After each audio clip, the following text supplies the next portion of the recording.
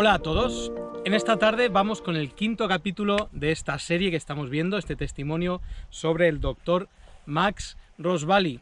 Y ya sabéis que la semana pasada acabó muy bien porque este hombre finalmente, después de que Dios lo buscara tanto, él finalmente cae rendido a los pies del Salvador. Vamos a ver esta semana cuál es la próxima sorpresa que Dios tiene en el camino del doctor Max Rosbaly.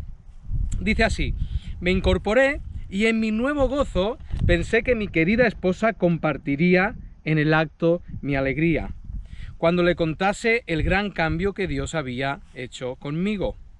Con este pensamiento presente me lancé fuera del estudio y llegué al dormitorio, pues ella ya se había acostado, y echándole los brazos al cuello y besándola con frenesí, le dije: esposa mía, he encontrado al Mesías. Me miró indignada y rechazándome preguntó fríamente: ¿has encontrado a quién? A Jesucristo, mi Mesías, mi Salvador, fue mi inmediata respuesta. Pero no agregó ninguna palabra más. En menos de 15 minutos se había vestido y había abandonado la casa, aunque ya eran las 2 de la madrugada y el frío era terrible. Cruzó la calle hasta la casa de sus padres, quienes vivían justo enfrente. No la seguí, pero caí de rodillas implorando a mi recién descubierto Salvador que a mi esposa también le abriera los ojos, como a mí, y finalmente me fui a dormir. A la mañana siguiente, mi pobre esposa fue notificada de parte de sus padres que si alguna vez volvía a llamarme esposo, sería desheredada, excomulgada y maldecida. Al mismo tiempo mandaron a buscar a mis hijos para llevárselos con ellos, comunicándoles a los niños que nunca más debían llamarme padre, porque yo, venerando a Jesús, a ese impostor, era tan malo como él. Oh, cuán duro y cuán grande es el odio del corazón humano por el Evangelio de Dios. Bien pudo el convertido hebreo de los hebreos, Pablo, que escribió la epístola a los romanos, declarar que tanto judíos como gentiles estaban todos bajo el pecado. 5 días después de mi conversión, recibí órdenes de mi jefe del cuerpo médico en Washington de marchar inmediatamente a unos negocios que había en el occidente. Traté por todos los medios de comunicarme personalmente con mi esposa, pero ella no quería verme ni escribirme. No obstante, me envió un recado por medio de un vecino, el cual decía que mientras yo llamara a Jesucristo mi Salvador, no podría llamarla a ella esposa, y que por supuesto tampoco viviría conmigo. No esperaba de ninguna forma recibir semejante recado de ella, porque Dios sabe que la amaba y que también amaba a mis hijos muy profundamente. Pero finalmente emprendí aquel viaje de 1300 kilómetros a donde me había llevado el trabajo. Durante 54 días mi esposa no quiso contestar ninguna de mis cartas, aunque yo le escribía diariamente, y con cada carta yo oraba al Señor para que rompiera su corazón y para que por lo menos la leyera. Confiaba en que si ella leía solamente una de mis cartas, consideraría de nuevo lo que había dicho y hecho antes de irse de casa. Fue por la desobediencia de mi hija que mi esposa finalmente llegó a convertirse. Y esta es la forma. Mi hija era la menor de nuestros 2 hijos. Normalmente era considerada como la consentida de su padre. Después de mi conversión a Cristo, estaba siempre agitada porque se debatía entre amar a su madre, lo que ella decía, o amar a su padre y lo que él decía. En la 53ª noche, ella soñó que veía morir a su padre. El temor de ella era que realmente el sueño se cumpliera y yo muriera.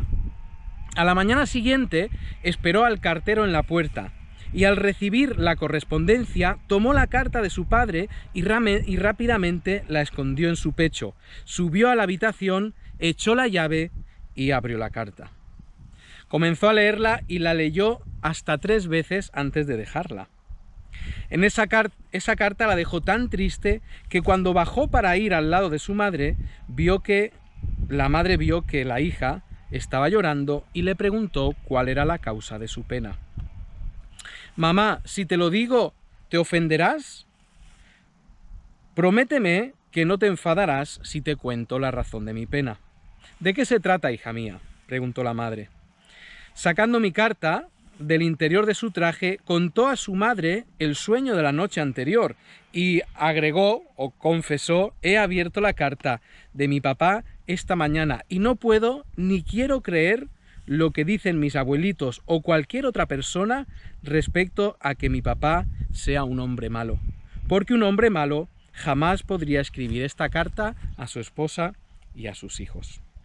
Yo te suplico que la leas, mamá», añadió mientras le ofrecía la carta. Mi esposa tomó la carta y, llevándola hasta la habitación de al lado, la guardó en su escritorio bajo llave. Aquella tarde fue ella quien comenzó a leer la carta. Cuanto más la leía, peor se sentía. Más tarde me contó que la había leído por 5 veces antes de dejarla.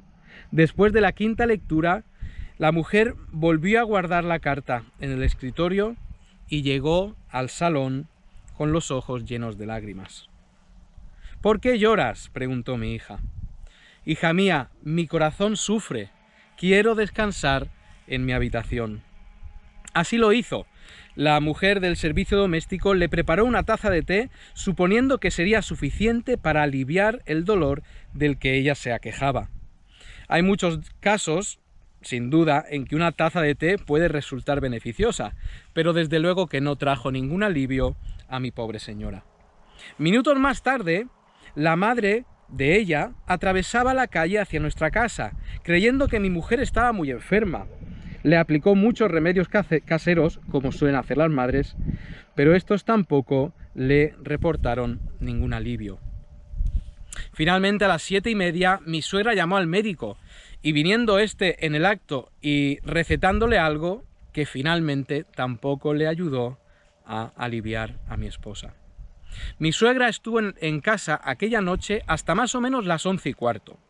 Posteriormente, oí decir a mi mujer que el deseo de su corazón era que su madre se retirara lo antes posible, porque había resuelto irrevocablemente caer de rodillas, así como yo lo había hecho antes delante de Cristo. Casi simultáneamente con su salida, ella echó la llave a la puerta y se arrodilló junto a su cama, y en menos de 2 minutos Cristo, el gran médico, la encontró, la sanó y la salvó. Tal como en el caso de su esposo, llegando el momento en que renunciase a todo esfuerzo humano, sabiduría terrenal y a cualquier vana tradición, rindiendo cuerpo, alma y espíritu a Dios, encontró a su amante Salvador. A la mañana siguiente recibí un telegrama que decía lo siguiente: «Querido esposo, vuelve a casa cuanto antes. Creí que tú estabas en el error y yo en la verdad, pero he descubierto que tú estabas en la verdad y yo en el error. Tu Cristo es mi Mesías, tu Jesús es mi Salvador. Anoche a las 11:20, arrodillada yo por primera vez en mi vida, el Señor Jesús salvó mi alma». Después de leer el telegrama, sentí por un momento como si no me importara nada mi trabajo y no me importara nada al gobierno al que yo servía. Dejé mi trabajo a medias, tomé el primer tren y partí hacia mi casa. Siendo mi casa, en esa época, bien conocida allí, especialmente entre los judíos, porque este hombre cantaba habitualmente en la sinagoga de los judíos, y sin desear causar sensación en el barrio, telegrafié a mi esposa para que no fuera a buscarme a la estación, sino que yo llegaría de una forma discreta y tranquila a casa. Cuando llegué a mi casa la encontré con la puerta abierta, aguardando mi llegada. Su cara resplandecía de gozo. Corrió a encontrarme apenas me bajé del carro y se arrojó a mis brazos besándome. Sus padres, que residían frente a nuestra casa, nos observaron desde la puerta y cuando nos vieron estrechamente abrazados, comenzaron a maldecirnos. 10 días después que mi señora aceptó al Señor Jesucristo como su Salvador, nuestra hija también estaba convertida. Ahora es esposa de un cristiano y colabora con su marido en la viña de Cristo. Mi hijo, en cambio, recibió promesa de sus abuelos que si jamás volvía a llamarme padre y a mi esposa madre, le dejarían todos sus bienes. Promesa que él aceptó gustoso. El hijo de él era más mayor. ¿Os acordáis que la niña era pequeña y el hijo era mayor? 1 año y 9 meses después de su conversión, mi esposa falleció. El anhelo de su corazón antes de su muerte era ver a su hijo, que residía a una distancia de solamente 7 minutos de nuestra casa. Envié por él una y otra vez, suplicándole que viniera a ver a su madre moribunda. Uno de los pastores de la ciudad, en compañía de su esposa, vio personalmente a mi hijo y trató de persuadirle para que fuera a ver a su madre que estaba agonizando. La respuesta de mi hijo fue: maldita sea, déjela morir, ella no es mi madre. En la mañana del jueves, día en que falleció, mi esposa me pidió que enviara en busca de algunos miembros de la iglesia a la que ella pertenecía, a fin de que la acompañaran en sus últimos momentos de vida. A las 10:30 pidió a la esposa del pastor, que era una muy buena amiga suya, que tomara su mano izquierda y dejara que todas las señoras se tomaran las manos sucesivamente con ellas. Situándome al otro lado de la cama, tomé su mano derecha y los caballeros, uniéndonos por las manos, formamos, a petición de mi señora, un círculo de más o menos 38 personas. Ella, con voz clara, aunque débil, dijo: sí, es todo cuanto yo necesito, es todo cuanto yo tengo. Ven, Señor, llévame a tu presencia. Y diciendo esto, falleció. Desde su infancia, ella había sido enseñada a odiar el nombre de Jesús, pero por gracia aprendió a apreciar aquel nombre que es sobre todo nombre. Lo había aprendido a apreciar como aquel que tan recientemente había salvado su preciosa alma y que la había hecho y conservado feliz durante esos meses de prueba y de enfermedad.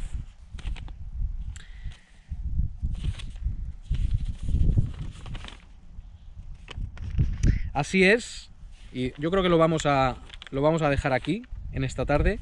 Así es como continúa la vida de este señor, una vida dura, difícil. El Señor, como veis, no mucho después de que conozca al Señor, su mujer la lleva, y por supuesto esto es en el bendito plan que Dios tenía para Max Rosbaly. Sigue la historia y siguen cosas muy interesantes y muy edificantes. Aquí lo dejo entonces, que el Señor os bendiga.